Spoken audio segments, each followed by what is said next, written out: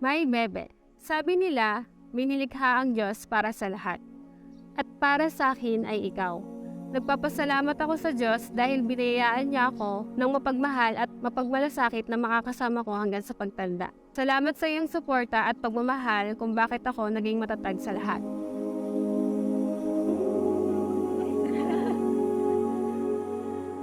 Alam kong ikaw na ang binigay ng Panginoon para sa akin, nakasama kong tutupad sa mga pangarap ko.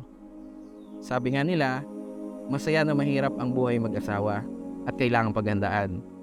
Kaya bilang panimula, inanda ko ang sarili ko sa ilang mga bagay.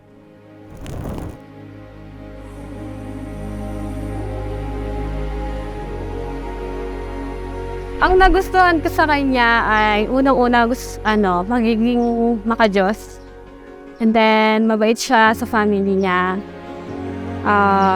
Napaka-supporting sa lahat ng gusto kong gawin. Diyan yun kasi maalaga talaga siya.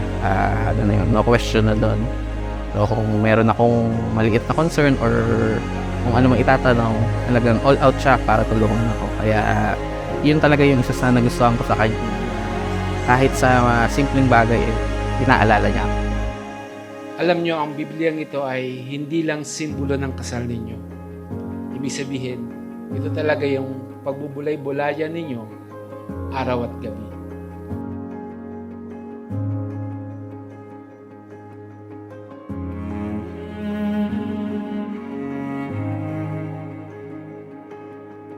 Handa na akong mapailing na lang sa mga pagtatalo nating alam kong hindi ako mananalo.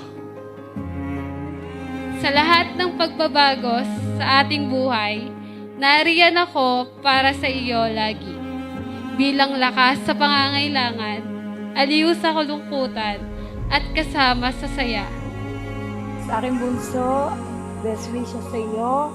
Nawa na ang magkalooban tayo ng Panginoon na magandang pamilya at ikaw ay bumuo ng mga pogi at magandang kapon.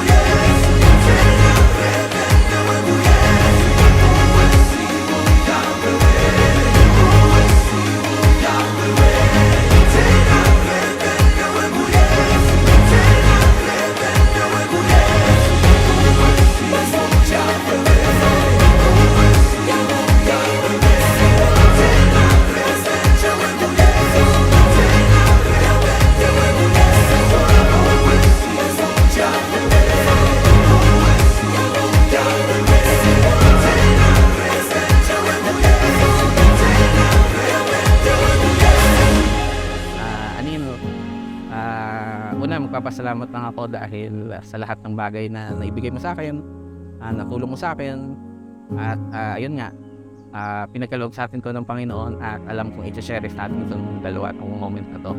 Ilang years namin na hinintay ito, natuloy na din sa wakas.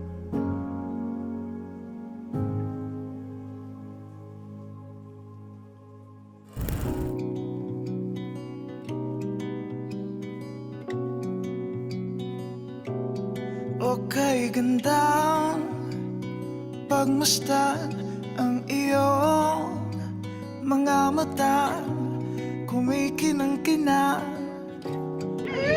Di ko maintindihan ang iyong mga tingin, labis ang mga ningning. Langit ay bumaba, bumababa pala ang tala. Wow! What's that? Masahin natin.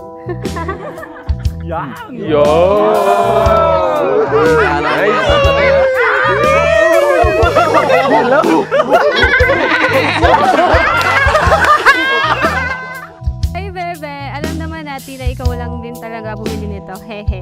Pero kidding aside, pinili ko na yung tsinelas dahil ito yung unang bagay na regalo ko sa loob ng 8 years natin na magkasintahan. My bebe. Okay na, dapat doon pa lang. At ngayon, sa huling mga sandali ng pagiging magkasintahan natin, ito na rin yung bagay na ibibigay ko para maging simbolo ng umpisa hanggang sa dulo nating pagmamahalan. I love you, bebe. Alam kong nakita mo na ito. Isuot mo tong relo na to para laging ka na may time sa akin. GQM! See you later. I love you. Ayos!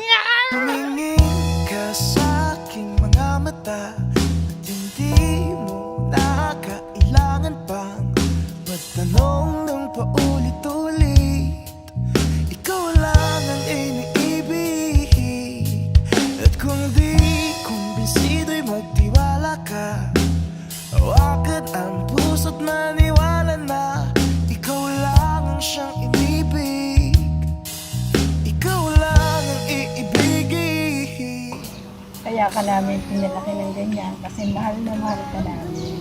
Sana naman ay ganyan din ang gawin mo sa iyong mga anak. Kit,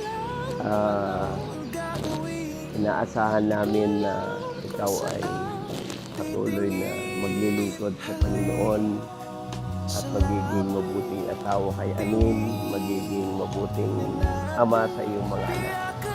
We love you. Mahuhulog ka sa'kin.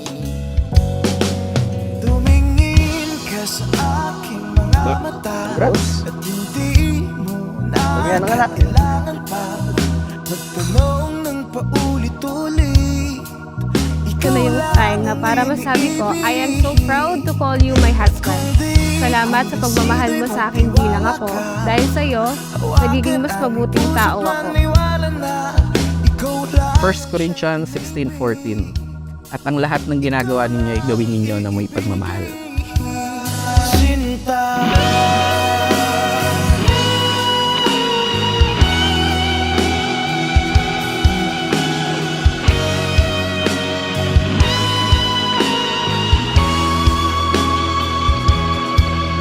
Sa paglisan ng araw, akala di ko mahal. At ang nadarama ay hindi magtatagal. Malay ko bang hindi mapapagal. Iibigin kita kahit gano'n pa katagal.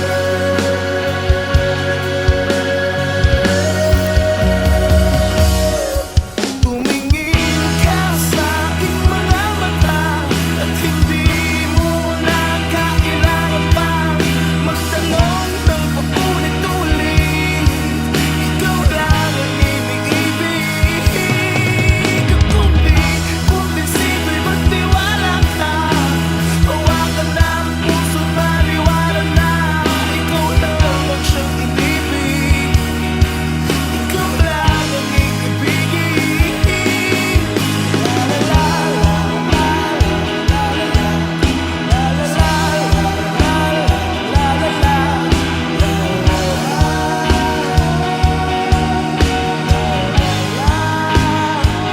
Pakihawakan ng mga bagay.